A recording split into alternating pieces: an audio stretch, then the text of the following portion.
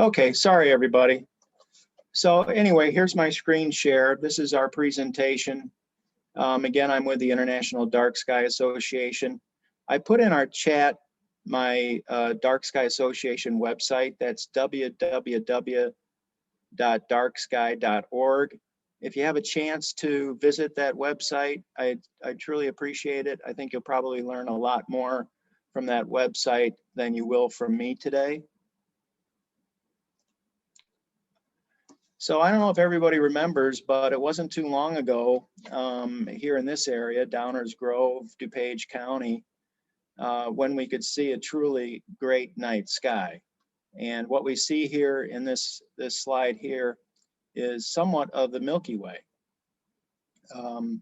Unfortunately, now we don't have the opportunity to see the night sky as we once did. We have to travel many, many, many miles in order to see many stars at all.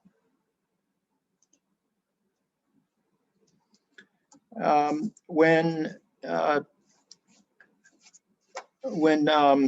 Van Gogh painted Starry Night in 1889, of course, he had a dark sky too. It was in 1879 that Thomas Edison actually invented the light bulb. So it's only been recently, during these past 100 years, when all of us on this planet, not just us, but of course, all our wildlife friends and so on and so forth, have been introduced to artificial light at night. So of course, before that, through all those generations, all those hundreds of thousands of years, millions of years, as we evolved, we had a dark night and we had a day. Unfortunately now, especially in DuPage County, we basically have a day-night. And this problem is being accelerated by the introduction of white, blue LED lights. So if you look here to the left in this slide, you see a light that's more in the amber range. And that's what we had with sodium lights. With sodium lights, which basically predated the introduction of these LED lights, we had more of this amber color. Now, this light is not shielded, so of course it's not perfect, but nonetheless, you can see the change in color. And as we move to the right, we've got the bright white blue LED light that's been introduced into the same light pole.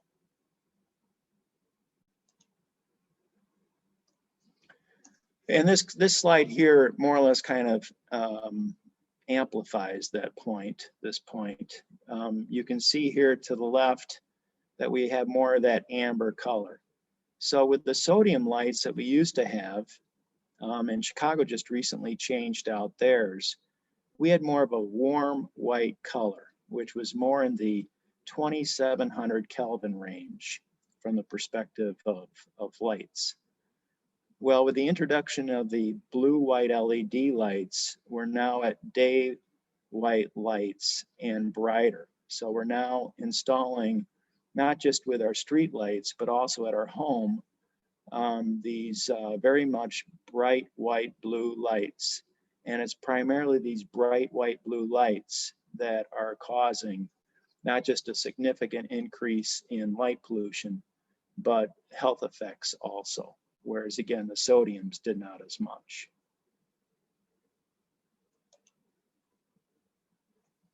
So this slide here kind of shows us the explosion of light pollution over basically what is about 60 years. So we can see that we've got a slide that starts in the 1950s. Now, back then, of course, we had nothing but the sodium lights. And you can see that we move into the 1970s, we move into the 1990s, and of course now we're showing slides that forecast where we'll be in just a couple of years. And you can see just the huge explosion of light pollution across the United States.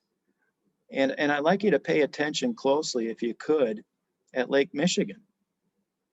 See how there's now this bright white light pollution over Lake Michigan?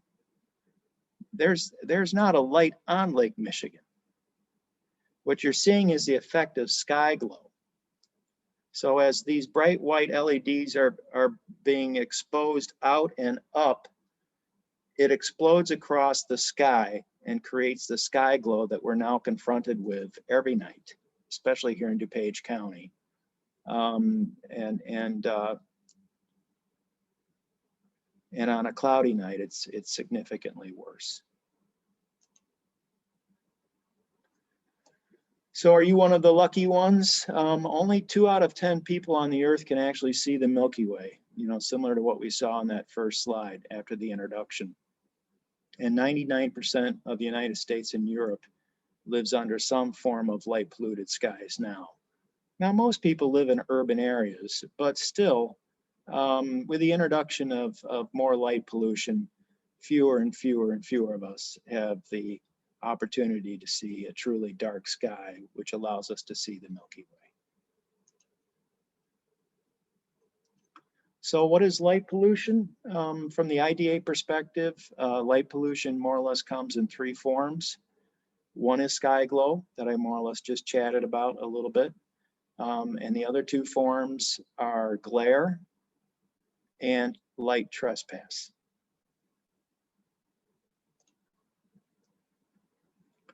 So here again, we have sky glow. As you can look, as you look to the left, we have a darker sky with more amber color lights. And of course, we can see more of the sky. As you look to the right, we have more sky glow and we're seeing less of the sky. Again, what happens is as the light is shining out and up, it gets into the sky and it just explodes across the sky and blankets more or less everything. And here you can see a recent picture of the city of Chicago. And look at all that sky glow. That's because the light is not focused down to the ground. Now, there will always be some light that will reflect up, especially from white surfaces. But what you're seeing with this sky glow is mostly light that's not shielded.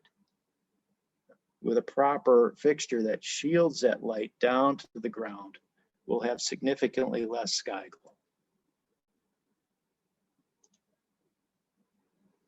So here's glare. On the ground, glare is a tremendous problem for all of us, and especially for us as we age.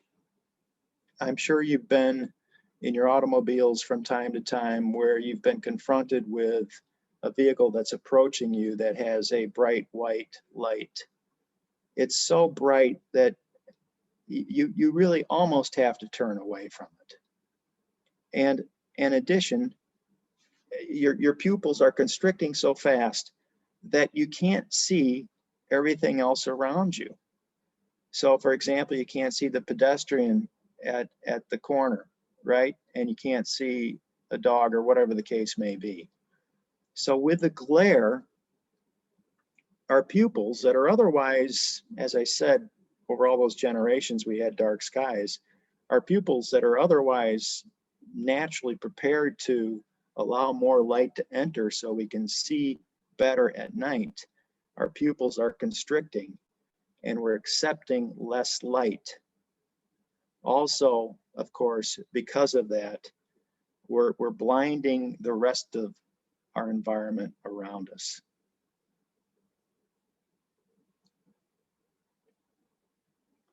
And that becomes a significant issue with respect to security.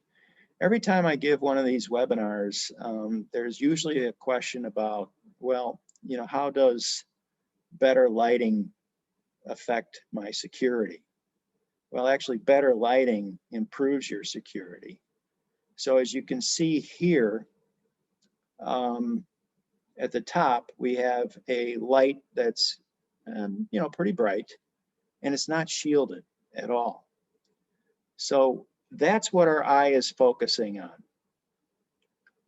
And of course, as it's focusing on that light, our pupil is constricting. So we can't see the environment around us as well. But, and I encourage everybody to kind of do this at your own homes. But when we put our hand over that light, as you can see in this slide, our pupils are opening and expanding and accepting more light as they typically would. And we're better able to see our surroundings. And of course, now we can see that there's been a gentleman at the gate the whole time. So when you're thinking about security, what I'd like you to think about is what needs to be lit. How should that light be addressed with respect to where its focus is on the ground? How bright should that light be? Am I being blinded by my own security lights? I think what you'll find is that better designed lighting improves security as compared to, just a wholesale widespread use of bright white lights wherever they may be on your property. Recently, there was a study about the introduction of LED lights into alleys in Chicago. What they found was that the lit alleys in Chicago actually had more crime. In other words, the criminals were attracted to areas that were well lit as compared to areas that were not as well lit. So when people ask you about security, try to impress upon them the importance of good lighting design as compared to just lighting up everything randomly. And this is kind of the primary example of all of what I've just said with respect to security and otherwise. Light trespass. It used to be that the only LED lights that we were confronted with were the LED lights that were being installed by our municipalities, our townships, to replace the old sodium lights that were in our street lights. But now these bright white LED lights are being used more and more often at our own homes. And what we're finding is that if they're not shielded well, and of course, if they're too white, they're too bright, and they're on all night, and so on and so forth, these lights are shining very much into our homes and into our yards, and so on and so forth. Basically, it is trespass. So what I'd like you to think about maybe is what lighting you have on at your own property. Are you lighting up your neighbor's home? Are you lighting up your neighbor's bedroom? Are you continuing to keep those lights on all night? I don't know if some of you have had this experience, but I've got a neighbor across the street from me who just has these horrific bright white LED lights that are not shielded in any shape or form. And that light comes brightly into our house. I can turn off all the lights in my house and I can still read a book just from my neighbor's lights. That's light trespass. In my humble opinion, our lights, as with anything else, chemicals, water, whatever the case may be, should stay on our property. All right, so just another little thing for us to think about. And of course, it's becoming worse. So what are the light pollution consequences? Well, I know that your group's very much concerned about sustainability, so let's talk about energy waste first. Every time you have that light on at night, you are burning fossil fuels.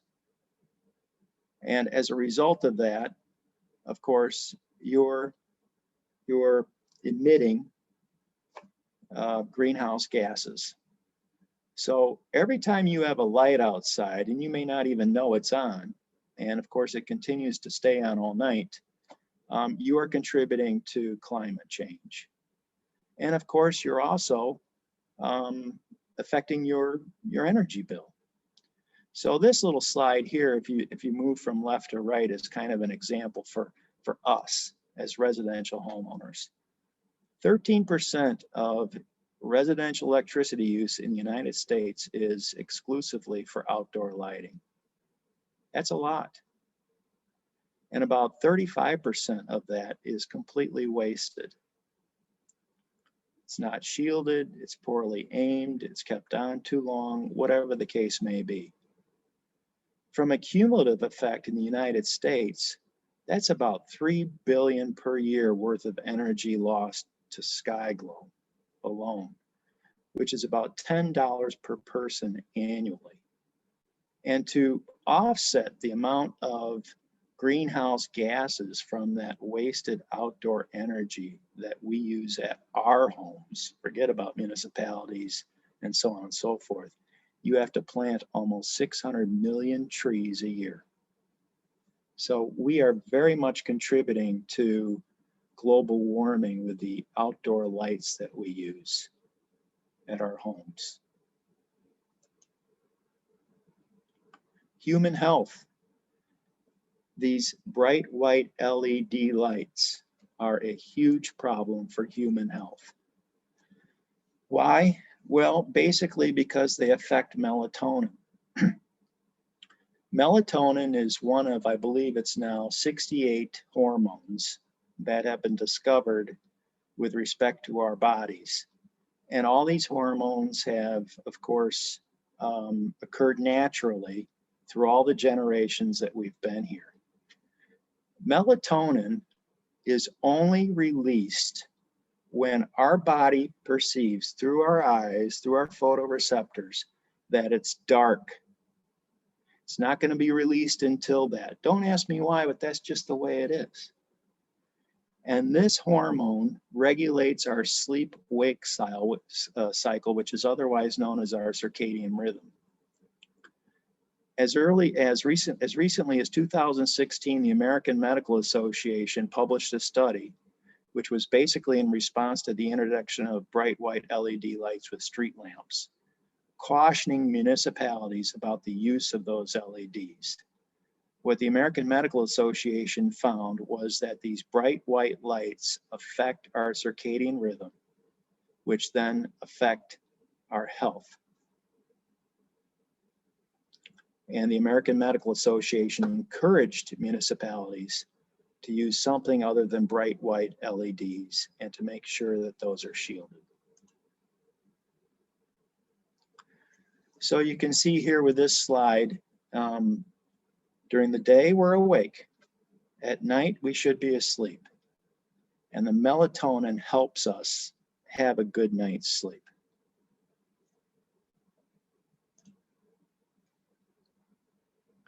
And you can kind of see from this slide that at 6 p.m. what we want to start to do is we want to start dimming those lights.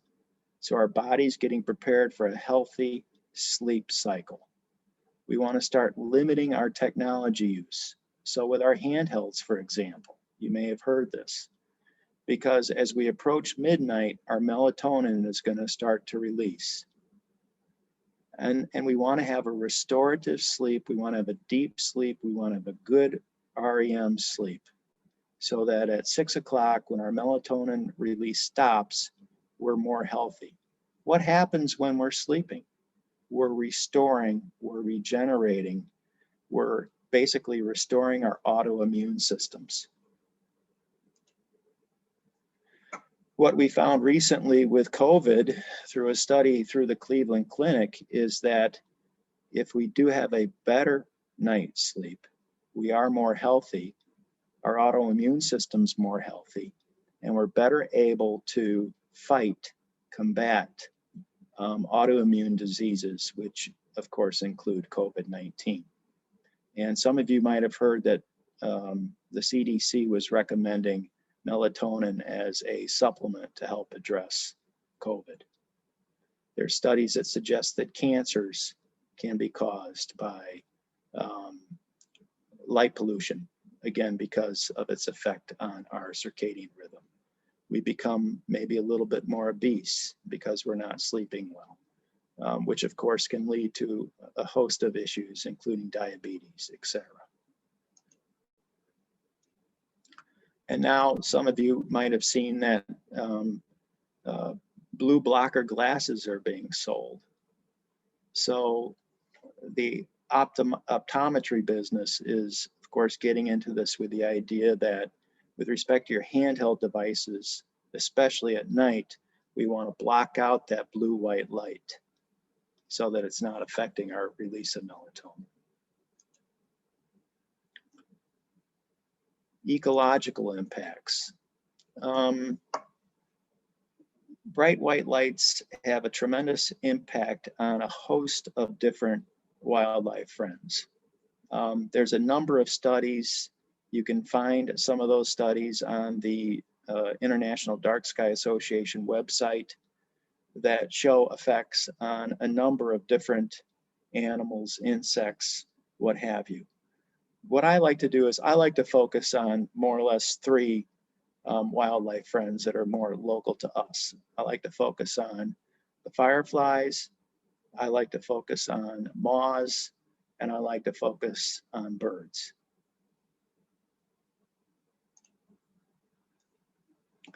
Incredibly, artificial light at night very much affects fireflies.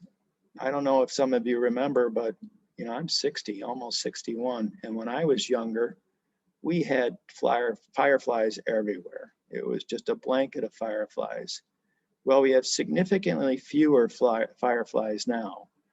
And the reason for that, one of the reasons, apart from lawn chemicals, and there's been some tremendous recent studies on this too, is the introduction of artificial light at night. Because of the artificial light at night, the fireflies, which use this bioluminescence for mating reasons, are not able to find each other as well. So they're not mating. So we continue to have lost generations of fireflies. Well, as a result of that, of course, with each year we have fewer and fewer and fewer fireflies. So when you're keeping those lights on at night outside on your porch or on your garage, you're affecting the fireflies' ability to find each other, mate, and of course have their little fireflies.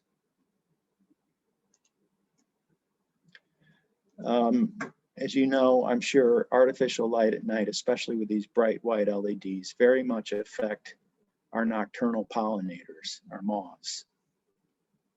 We are all very much dependent on our pollinators.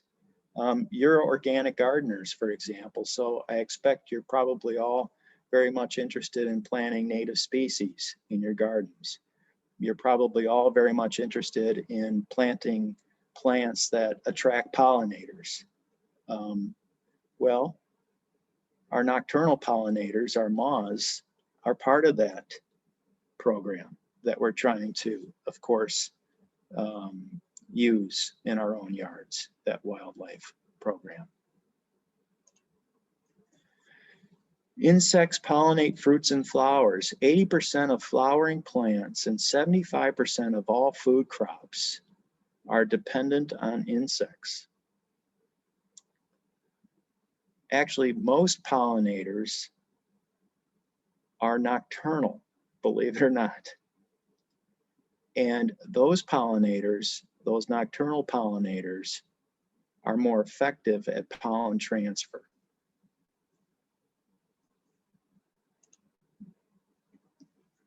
And of course, our moths are tremendous primary food sources for many animals.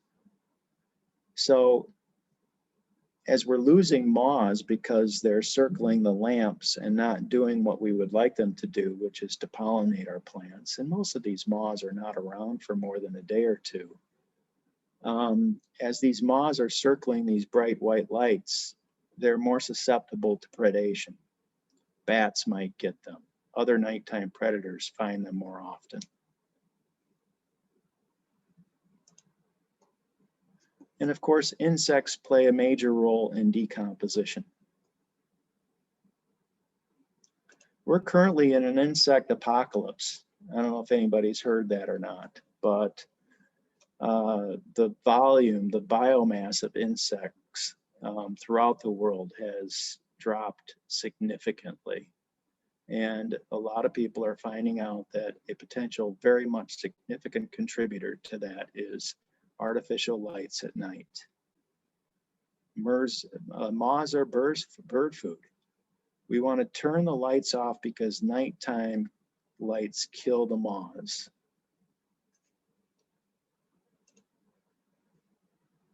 I don't know if any of you have had a chance to read Doug Tallamy's book, Nature's Best Hope, but it's an incredible book, and I hope everyone here gets a chance to read it. He basically talks about keystone plants and, of course, insects. And one of the most significant keystone plants are oak trees. And oak trees are significant food source contributors, dwelling contributors, and so on and so forth for mostly moths. Well, without the moths, of course, we don't have them in the oak trees, and we don't have them available to the birds. And of course, they're not able to feed those caterpillars to their fledglings. Most birds prefer to feed caterpillars to their fledglings because their fledglings can eat those caterpillars more readily. So here's a nice picture of the moths as they circle the light.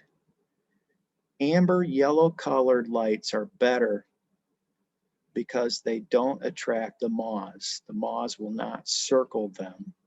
The moths will just continue to do what they should be doing, which is, of course, pollinating and living their life cycle, which contributes to the life cycle of so many other things, including our birds. So let's talk about our little birds. This is a picture of a songbird that is sitting on a Chicago street. Why?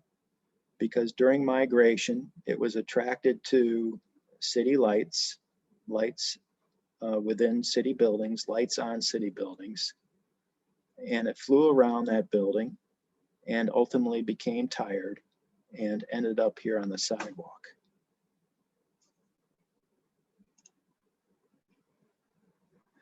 By turning off excess lighting, we can help to provide migrating birds safe passage between their nesting and wintering grounds. Birds migrate twice a year. I'm probably saying a lot of things that all of you already know. Birds migrate, a lot of songbirds migrate during the spring and also during the fall. During migration, during the day, during migration, they're on the ground, the birds are on the ground and they're eating and they're fueling up. At night, they're taking off and they're flying. They're taking their path, their migration path. So migration primarily occurs at night. And for whatever reason, like the moths, many birds are attracted to these bright white LED lights that are part of buildings. They're attracted to other lights too, but primarily now with these bright LEDs, it's a more significant problem. So even though their fuel is limited as they're traveling these hundreds of miles at night, they're going to drop down from their path, from their flight path.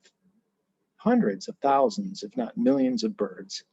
They're going to drop down from their flight path and they're going to start to circle these lights. And some of them actually, of course, hit the building and are traumatically killed or certainly physically injured.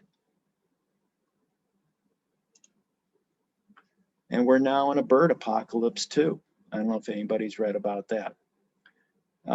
Recently in the Chicago Tribune, there was an article published, I think it was within a week or two of today, about a recent field museum study, which occurred over a period of almost 20 years, that basically found that in Chicago, with McCormick Place, many more birds are found either on the ground, alive or dead, when the McCormick Place is more lit at night as compared to when it's not lit at night.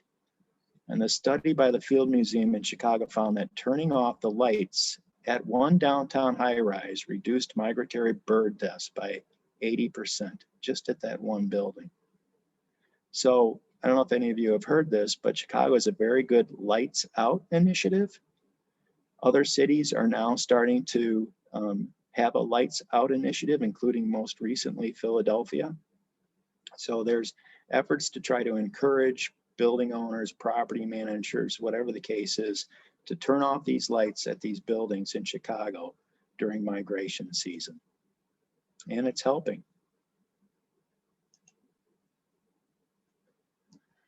This was just recently. You can see that during the evening of April 25 through 26th of 2021, 218 million birds were migrating just that one night. Now, they're not all flying through Illinois, but the Mississippi migratory path includes Illinois. Incredibly, Chicago is the #1 most hazardous location along that migratory path. It is the #1 location for bird fatalities during migration. So we can make a difference. For those of you that would like to be advocates a little bit more, you can try to encourage Downers Grove to become more dark sky friendly. We have 3 dark sky municipalities here in this area. We have one in Beverly Shores in Indiana. We have one in Homer Glen, and we have another one most recently in Hawthorne Woods. So these 3 communities have committed to comply with international dark sky guidelines. And of course, they submitted all their material to the International Dark Sky Association. And as a result, they're now acknowledged to be dark sky certified municipalities. The International Dark Sky Association is in more than 70 different countries. I don't know if all of you knew that. Right now, there's more than, I believe, 200 dark sky certified locations, including many of our national parks.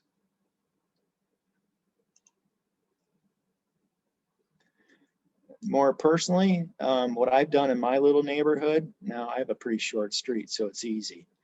I sent letters to my neighbors. So last year I started out with a little letter that was more in the firefly theme, to try to encourage my neighbors to think twice about what they were doing with their personal lights at their homes. And then I followed up with that, from that letter, with a letter that kind of focused on laws. What I found was that the kids especially were very much excited about just looking at lightning bugs. So a lot of the parents were turning off the lights. Well, now on my little street, I think about 50 to 60 people have improved what they had been doing, including my next door neighbor to my right, who instead of having his light on his porch all night, no longer has that light on. He turns it off at bedtime. So, you know, just a little nice, polite conversation with some of your neighbors can make a good difference. So for us, light pollution has a simple solution, and that's basically better lighting. We have 5 basic principles with the International Dark Sky Association. First, is the light useful? All lights should have a clear purpose. So when you're thinking about your own home, think about whether you actually even need the light. All right. Are there certain lights you can eliminate completely?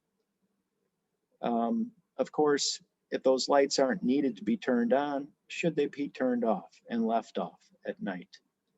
Maybe only turn them on when you go outside, and then of course turn them on when you come back in, like you might do with a room in your house. All lights that you choose to leave on should be well shielded. That light should be targeted down, not out or up. All the light bulbs that we use should be no brighter than necessary. What we find is that even with more amber lights, sometimes the lights are just so bright, and that's an issue with watts, for example, or lumens.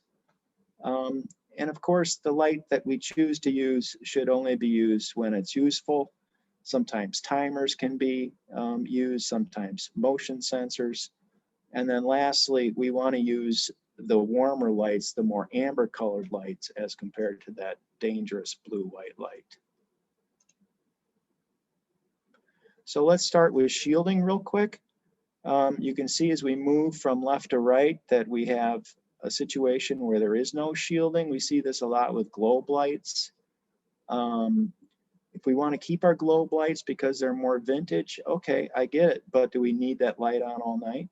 I don't know that we do. Can we put something in that fixture, that globe fixture, that's something other than a bright white LED light, maybe a soft white light that's more amber and less bright? And then as we move to the right, we can see, bad, better, and best. And the best is shielding that basically takes that light down on a good 45-degree angle. So we're no longer shining it out or up, and certainly not into our neighbors' bedrooms. Here's another nice example. So if you look at the left here on this garage, we have lights that are not shielded. So it's basically glare, it's light trespass. Well, what's the intent of those lights? The intent of those lights, if you were to ask the owner of that building, probably is to light the apron and to light the doors. Well, if we look to the right, we can now see that that light is focused to the apron and focused to the doors. It's no longer shining out into our eyes. It's no longer shining out into the sky or up into the sky and contributing to sky glow. So fixtures are so very much important. And here's some examples. So this is from my local Home Depot. You can see to the left that we have lights that are more shielded. We really don't want to see the bulb at all when we look at our fixtures. All right, the bulb should be within the fixture completely. And if we look to the right, we can see that we've got a couple more examples as compared to the fixtures where we can see the bulb, like the coach lamps, etc. Now, the good news is that to the extent that we want to address the fixtures that we use, the good fixtures, the fixtures that shield that light down, they're no more expensive than the other fixtures. So it's not as if you're spending more for a dark sky friendly fixture. If you do go to the International Dark Sky Association website, we do have a page where you can see examples of dark sky compliant fixtures versus not dark sky compliant fixtures. And there's hundreds of dark sky compliant fixtures there. So that website also allows you to click onto a fixture that you might be interested in. It'll show you the cost of that fixture and where you can buy it. So you can actually buy that fixture right from the IDA website. Usually it'll direct you to Home Depot, for example. And of course, Home Depot will mail you that fixture directly to your house. So let's talk a little bit about the bulbs. Again, we want to stay more this warm white. IDA actually recommends that we use outdoors not more than 2200 Kelvin, which is pretty hard to find, but you can find them. They are available. They're a little bit more expensive. What's not more expensive than any other light bulb that you can purchase is a 2700 Kelvin bulb, which is known as warm white or soft white. As you move to the right, we can see we're getting more into bright white, which is nice for the kitchen and so on and so forth. And as we move further to the right, we can see that we're getting into daylight bulbs, which are horribly bright white. You can perform surgery under these bulbs. They may be great for your basement or in the garage, but they shouldn't be used outdoors. Certainly not in an unshielded way. And here's just some examples of the bulbs themselves. So let's talk about packaging. When you go to the hardware store, what you want to do is you want to look for a box that actually says soft white. And you'll find it. Most of these boxes do say soft white. Soft white is 2700 Kelvin. Now the boxes will also, kind of like in the food menus that we see on our cracker boxes, these boxes will also give you the Kelvin score, which will be 2700 or less. But if for whatever reason you can't find that, look for the soft white for your exterior lights. Again, that's a 2700 Kelvin bulb, which is more amber in color, takes out that blue-white light. With respect to your outdoor lights, don't buy something that's that says daylight. That's the blue-white bulb. It's mimicking, it's recreating daylight at night outdoors. All right, it may be great in the garage, it may be great in the basement, but not great on your stoop. And try to stay away from something that's bright white too. That's going to be just too bright. So 2700 is best. With respect to brightness, again, I mentioned watts. So some of you might remember, well, there's 40-watt bulbs, there's 60-watt bulbs, there's 75-watt bulbs, there's 100, 120, whatever the case. The more you get into the 75 to 100 and what have you, 120, those are more bright.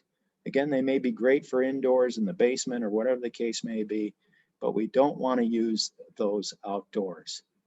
So what you'll see here is you'll see 60 watts, and that's basically an equivalent to a brightness of 800 lumens. Don't use more than 800 lumens outdoors. Don't use more than 60 watts. It's going to be too bright. If you can use less, and some of you may choose to, some of you may find it it's a little bit more dim, try to use something more in the 40-watt level, which is about 400 to 450 lumens. So that would be better, you know.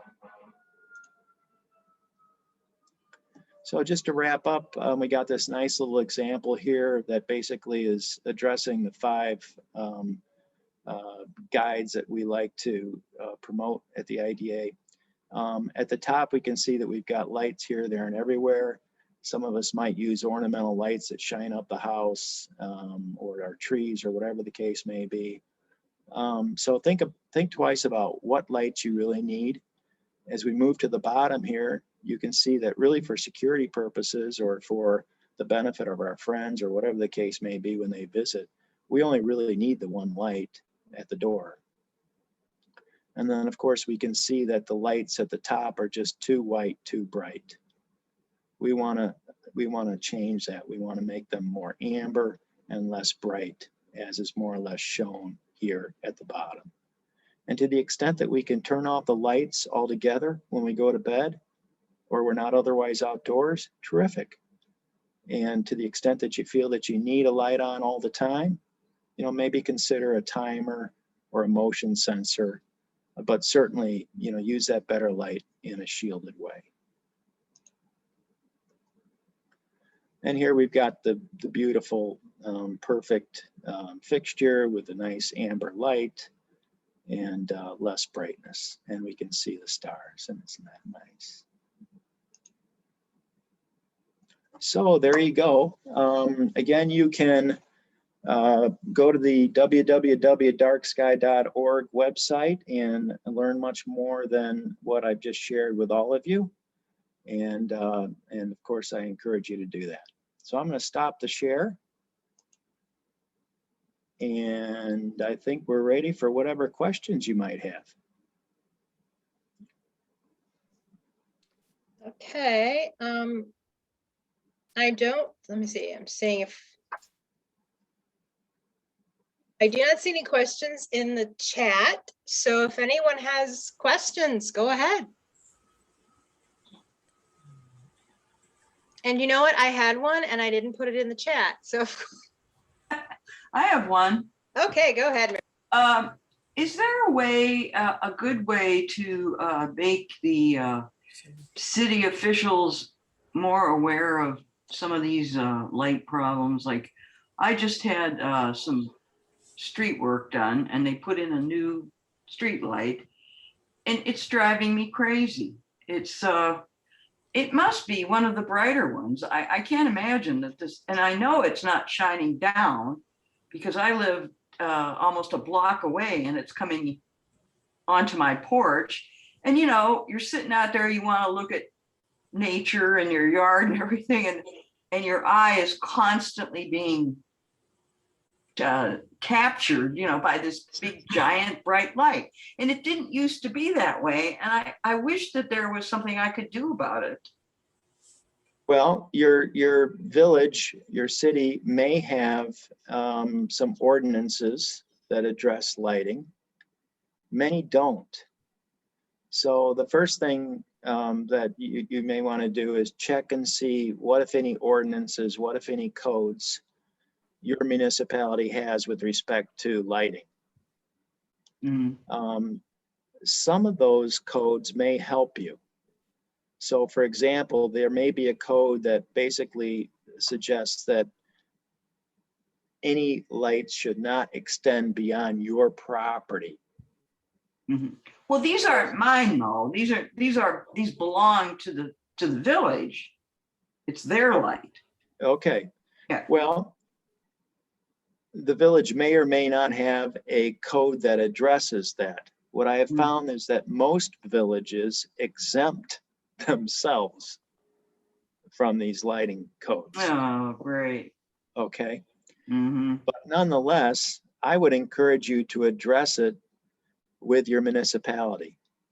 I don't know if you have an environmental commission, but you may want to visit an environmental commission meeting. And now that COVID's less of a concern, maybe some of those meetings will be more public. You can join those meetings most often by Zoom. Mm-hmm.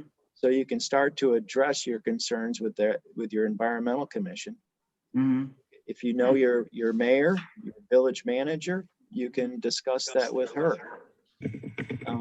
So there are ways that you can approach your municipality. Valerie, I know you've had some issues. Any ideas? Yes, I would suggest if you have trustees, you know, each election we get for these people, um, uh, find out who your trustee is for the village, and just like you've just explained how it's impacting the quality of your life, a lot of people, they just don't think about it. Mm-hmm. You give it a perfect example. I'm sitting on my porch, and I used to enjoy sitting on my porch outside. It's a beautiful neighborhood and whatever. And now there's this light that's impeding the quality of my life. So find out who your trustee is, give them a call and just express that. Maybe other people are starting to express that as well. Yeah. Yeah, there are some tremendous stories. I see them all the time with our IDA meetings where whomever person who might live anywhere, and we just recently saw a video of a young man who lives in India who was very much concerned about the artificial light that he was exposed to. He approached his municipality, and he was able to influence an outcome that removed that bright light from where he lived. So every person's different. I think the best advice is to take action as best you can with your trustee, with your village manager, with your environmental commission, whatever the case may be. Start some level of conversation. Mm-hmm. Mary Jo, there's on the village website, you can send an email to all the trustees and the mayor and probably the village manager or whatever. And, you know, so if you want to put something together and just do one email would, you know, hit all of their boxes.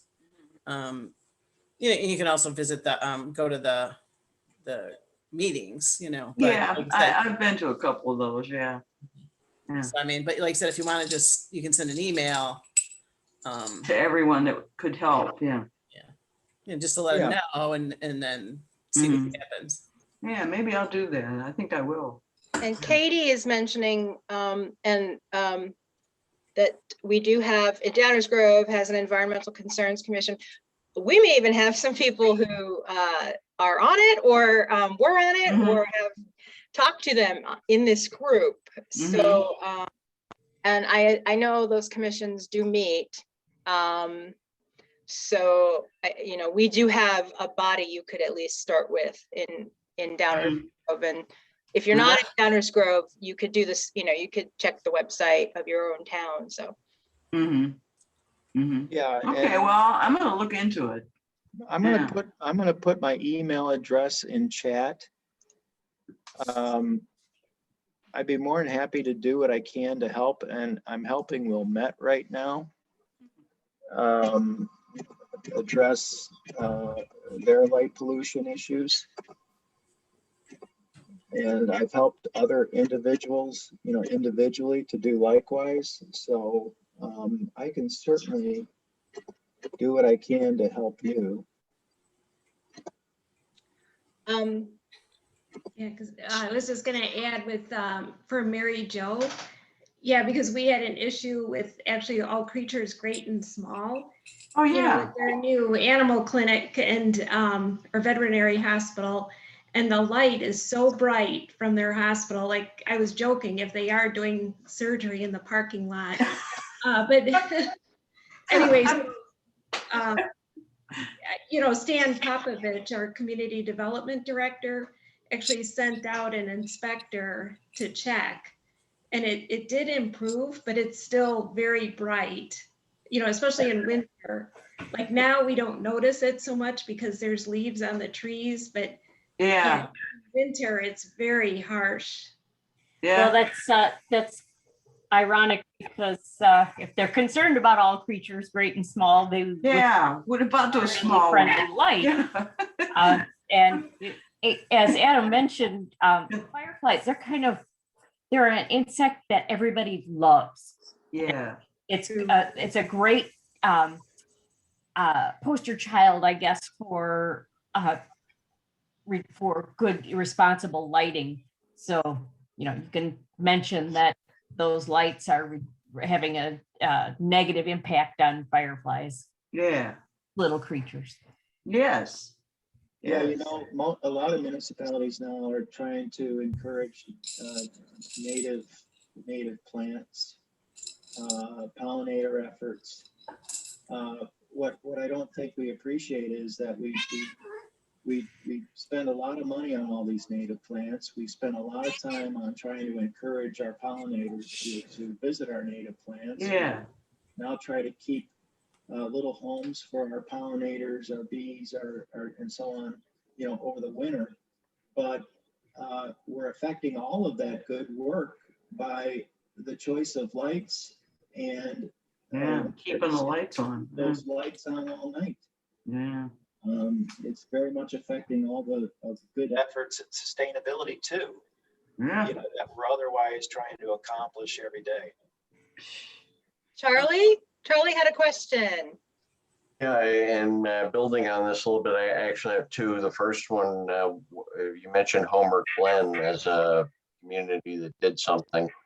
And I wonder if you could comment what caused them to actually do something. Second thing is not to hit you with too much at once, but I notice every time someone builds a new house, every gable has a little spotlight in it these days. Yeah. Lots of new houses being built. Lots of lights like you showed. Right. So what have you seen that, and have you found anything successful for that? So two questions. Right. Yeah. Well, I'm not sure what encouraged Homer Glen to do what they did, but they did it. Somebody decided that they were going to make an effort to encourage Homer Glen to pass an ordinance that ultimately was in compliance with the International Dark Sky Association, and then actually do their best to enforce that ordinance, which can be tremendously difficult too. So kudos to them. It's a grassroots effort, I think, Charlie. When you think about it, whoever is doing what for whatever reason. As far as the building of homes and so on, in Glen Ellen, for example, where I live, there's absolutely no building code that addresses exterior lights on residential construction. None whatsoever. So any house builder can put whatever lights they want anywhere on that property. And most of these developers, most of these builders, they don't know these issues. They think, like a lot of people, that brighter is better. Let's have as many lights as we can possibly have, and let's make them as bright as possible. So I can tell you that in Glen Ellen, what I'm trying to do is I'm trying to approach the village with the idea that they implement at a minimum guidelines for residential construction with respect to what fixtures they want to install, what light bulbs they want to put in those fixtures for the people that buy those homes. Good idea. Thanks. Sure. Before, I know Mary Ann had a question and Wendy may have a question, I think. I saw your hand raising. Katie asked in the chat, if you could, Adam, if you could share with us somehow, maybe email it to me or Mary Ann, the letter that you wrote to your neighbors. I was gonna ask that too, yeah. I absolutely can. You can find those letters in redacted format at a great website called Go Green Illinois. Oh. Okay, so if you look for Go Green Illinois, I presented to them last year, early last year, I think before COVID. And they wanted those letters, so I sent them to them and they have them posted on their website. So you'll find it there. But otherwise, yes, Carol, I'll send you my letters so you can share them. And actually, I'm sharing a new letter this year with all my neighbors to follow up with what we did last year. So after I finish that one, I'll send that along too, Carol.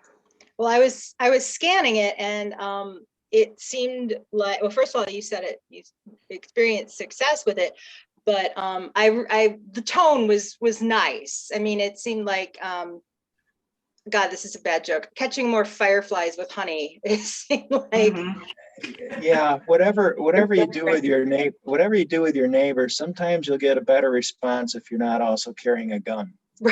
So, how can you be polite in such a way that you're encouraging them to do something for someone other than themselves, or Right. just for me, right, as their neighbor? Think about the fireflies and get them encouraged about moths and birds and things of that nature. So how do you sell something that ultimately people want to do because it makes them happy? And I think you get better results with honey as compared to rocks and stones. And appeal to the children. Yeah. Oh, no question about it. We had, and I know a lot of my neighbors. And I actually handed them this stuff, okay? And handed them. Now, sometimes I couldn't find them and I had to put it in the door. But, a lot of them have kids, and you could see the kids running around outside looking at the fireflies, whereas they wouldn't otherwise be doing that. So how do you see the fireflies better? You turn off the lights on the front porch. Yeah. So yeah, find those little themes that, of course, encourage the children that can sometimes persuade the moms and dads a little bit better than we can. Mary Ann, you want to ask your question about solar? You had a question about solar lights? Yeah, that's the big thing now. Everybody's got all these little solar lights. I have one out front. Yeah. It barely lights the stairs. But I mean, those are going to stay on all night. And maybe they're insignificant because they're not putting out huge, bright lights and stuff. But, I was over at a neighbor's the other day and she was putting up in one of her bushes in the back because it's dark back there. It's a solar light. It's these teeny tiny lights. So it's not like I said, it's not like there's beams of light going out, but I'm just curious if you have any information or if you've encountered anything on that. Valerie, I see that you unmuted yourself. Did you want to maybe answer that one? Yeah, I had some thoughts on that. Usually the little garden solar lights that I see do have a little shield on them. Depends, I'm sure there are a million different styles, but the ones I've seen usually do have a little hood. And I've also not seen any that really last that long. I wonder if they last past midnight, in terms of the charge keeping the charge on the lights. Yeah, and Mary Ann, remember, solar lights are powered by the sun. Right. So they're like any other bulb, only they're powered differently. So when you do buy your solar lights, oftentimes you'll have a choice of the bulb that's being powered by the sun. And you can buy these solar lights that are more in that warm amber range, the 2700. Oh, okay. So like any other bulb that you're buying, there's a choice. Mm-hmm. You can buy those solar lights that are the daylight bulb that of course are mimicking sunlight at the 5000 Kelvin, or you can buy the solar lights that are more at that 2700 range. And that's true too for the little tea lights that we see on our patios, you know, that we like to leave on at night, you know, especially when our guests come over. Now, a lot of those aren't shielded, and I see a lot of people leaving those on all night. Yeah. But you do have choices with respect to the bulb itself. So you can find 2700 versus the 3000 and of course the 5000, et cetera. Yeah. Yeah, most of those solar lights I see, like the ones like my neighbor was putting up, the one she was doing was more like the tea lights, but the other ones, even the ones that point down, or the one I have is more like a square and it comes out. Like I said, it doesn't throw a lot of light in general, but you know, you do see them more and more. And but your point of you can't really turn them off. You know? Right, but Yeah. you know, like Valerie said, most of them are shielded, and certainly you can find the solar lamps that are shielded. So, Yeah. you know, it's like really at the end of the day, Mary Ann, most any other light fixture bulb choice that you have. Wendy, did you have a question? Did you have a question? Okay, I thought I saw her raising her hand. So, any other questions?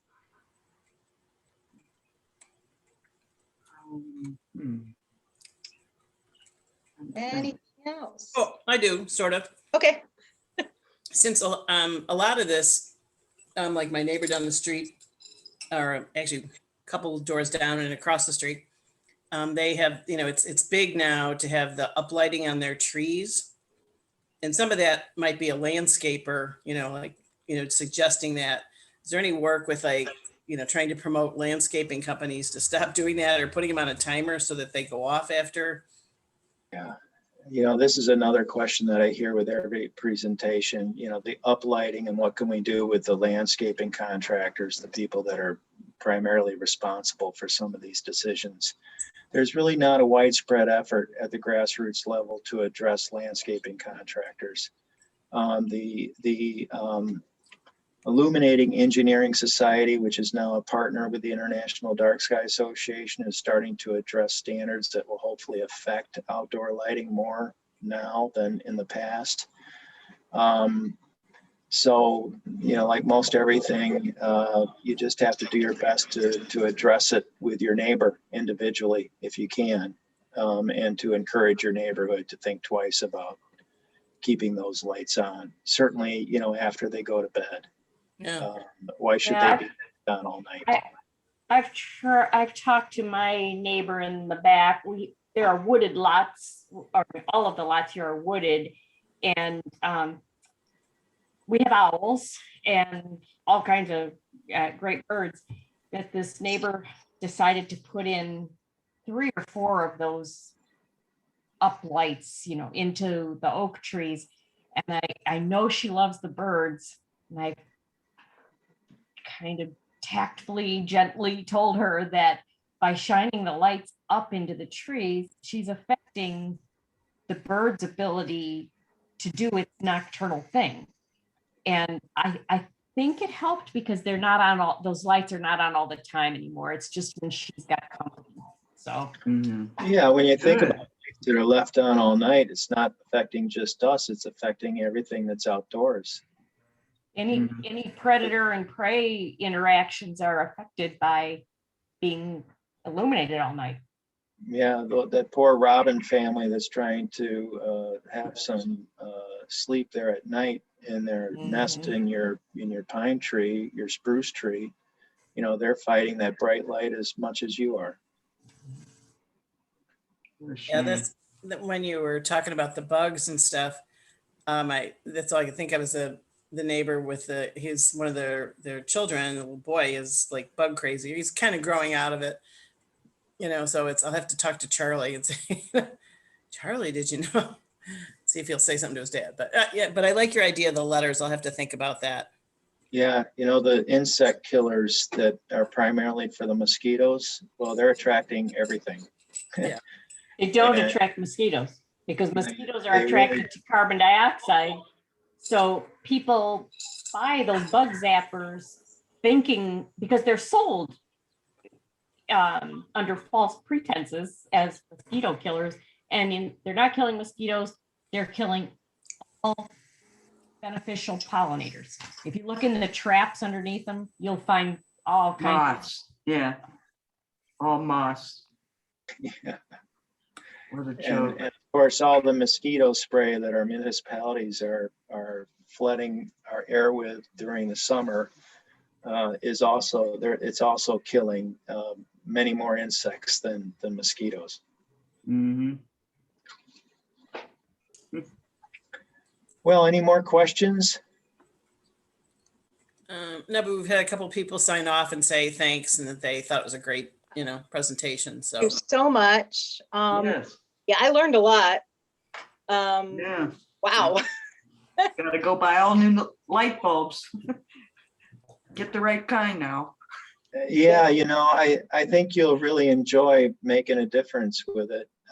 Before I started with the IDA, I had some regular old coach lamp fixtures too, and I Mhm, wasn't paying much attention to the bulbs that I was putting in those. mhm.